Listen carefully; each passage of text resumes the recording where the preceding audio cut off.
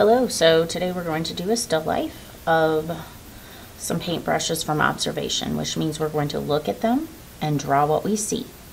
So the first thing you're going to do is write your name and the day you have art, day A, day B, day C. So you're going to choose a paintbrush to start with, and you're going to draw everything in pencil first so you can erase if you make a mistake. I'm going to skip that part and go straight to permanent marker just to save some time. But you'll draw everything in pencil, and then you'll trace everything with permanent marker. When you draw your paintbrushes on your paper, I want you to choose an interesting composition, a composition that grabs the eye. So we looked at Jim Dine's paintbrushes, and he kind of just arranged them in a row.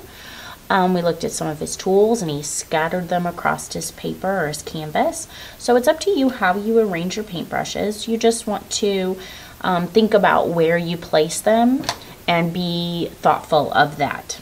And think about that before you just draw a random paintbrush in one spot of your paper. So when you're drawing something from observation, you have to look closely at it. You want to look at the curved lines and the straight lines that you see. You want to notice how it's thicker here and thinner down here. This line isn't straight, it's more curved. So you want to look at that and think about that as you're drawing.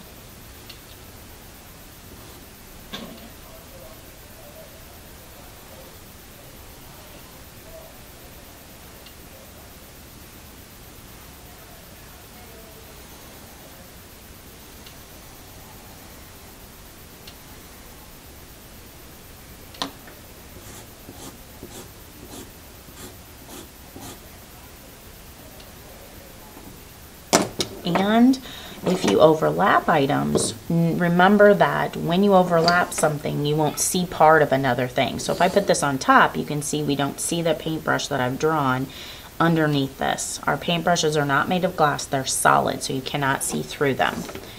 So I'm going to draw another paintbrush over here.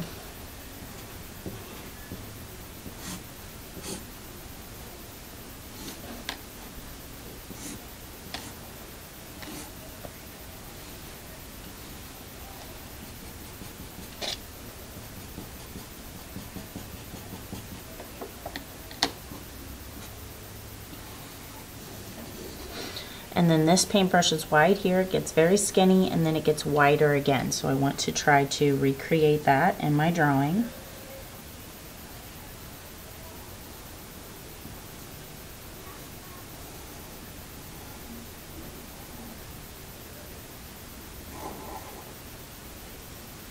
And I stopped it when I got to this paintbrush because it overlaps. So I'm kind of imagining that the tip of the paintbrush stops underneath this paintbrush so it doesn't continue on the other side.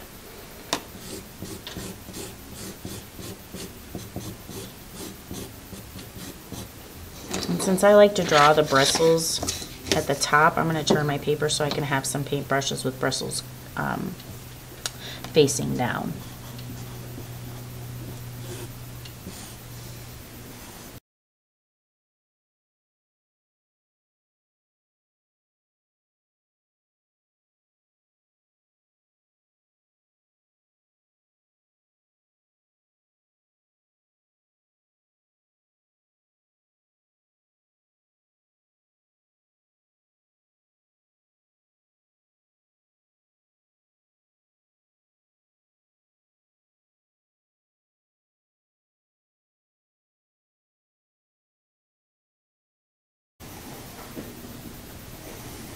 Notice how I picked my marker up when I got to this paintbrush and started on the other side to continue the paintbrush, because you can't see through them, they're not made of glass. So right now I have about 4 paintbrushes on my paper.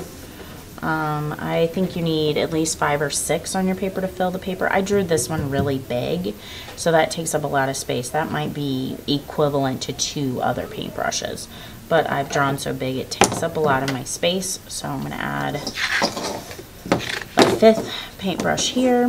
Now, if you draw small, remember you might have to draw more than somebody else who draws a little bit bigger.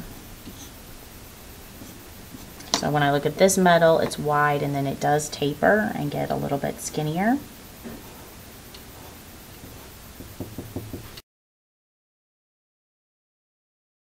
Stop when I get to that paintbrush and continue the paintbrush. on the other side. All right, so if I look at my composition, I'm pretty happy with that. I might want to add a smaller paintbrush there to have 6 paintbrushes, but I think 5, as big as I drew them, this is good enough. So now I need to add a shadow. Right now they look kind of flat, almost like they're floating above the table. They don't look very solid. So the way that you make them look solid is by adding a shadow. So I'm right-handed. I think I'm going to make my paper go this way. I'm right-handed, so I'm going to shade everything on the right-hand side. Just add a shadow, and it's very simple. All you do is take your Sharpie marker after you've drawn everything in pencil and outlined everything with Sharpie. You're going to go back through and just add a thick, dark line on one side of your drawing. And this should be as smooth as your drawing. It shouldn't be jagged and bumpy and rough. So I'm just kind of following right along the edge. And if I kind of get away from the edge a little bit, then I just fill that in. Like I got away from the edge right there. I just fill that in black. And it's just a shadow. So some of the shadow is a little bit darker than others. Or a little bit thicker than others, I mean.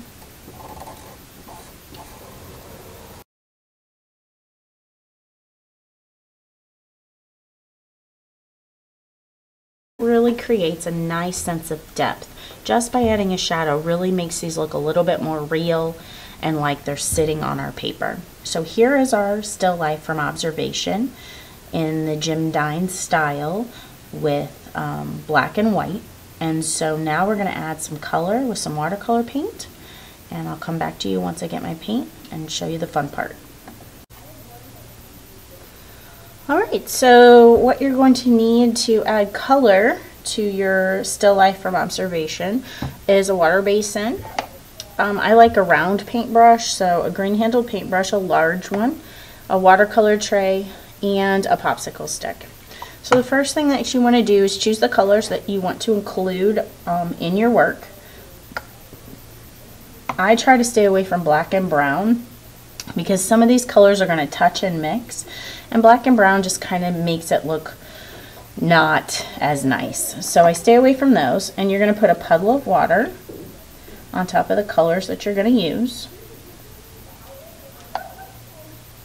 My yellow is nice and clean. I picked a good tray. If you get a yellow that's all messy, all you need to do is get your paintbrush wet, wiggle it around on the yellow, rinse your paintbrush out, wiggle it around on the yellow, rinse your paintbrush out, and keep doing that over and over again until the yellow is nice and clean like the one I have is. And then you'll be ready to use it. So I'm going to start with my lighter colors first, just because I think the water's clean, and that helps to keep my yellow nice and bright. So the first thing I'm going to do is gently tap, tap, tap the paint and wiggle my paintbrush around a little bit to make that water that's sitting on top yellow. So that's the yellow paint, the water. I'm not taking my paintbrush and digging out the paint underneath. I'm painting with the water. And I'm going to add just a little bit of that yellow on the edge of the paintbrush. And then I'm going to add just a little bit more like it had painted the paper. Now I can use the popsicle stick to splatter very carefully. We're not going crazy making a big mess. If we go crazy, I'm going to tell you that you can't do the splatter. You're going to get some of that color on your paintbrush and then hold your paintbrush over the spot.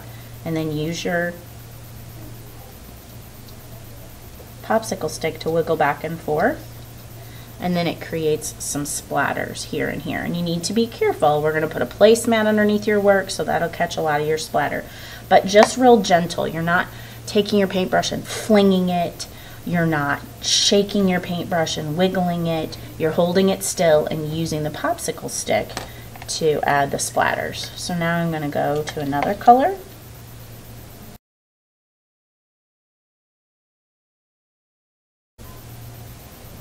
And then take my popsicle stick back and forth like this, and then I got a little splatter there. Now this is just supposed to add a little bit of texture. We're not going crazy to where the whole thing is covered in splatter.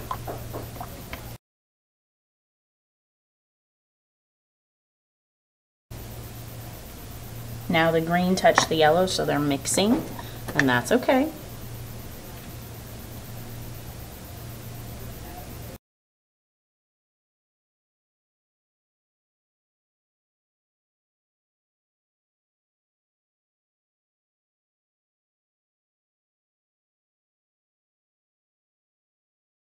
Just keep using the same side of the popsicle stick, and you don't want a lot of paint because too much paint and then you get these big drips.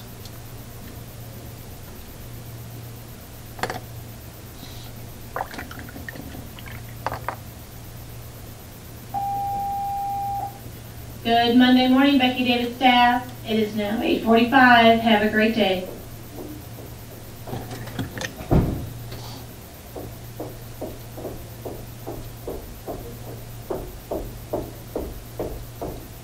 Alright, and then that's good enough. The popsicle stick will rinse out and put over on the black towel to dry so we can use it again. And then our finished painted Gem Dine Still Life from Observation will go on the drying rack, and then you'll clean up, making sure you get all of the splatters. You might have a little bit of splatter on the edge of your black bucket in the middle of your table. That might need to be wiped off, so you need to look close to make sure you get all the splatter cleaned up.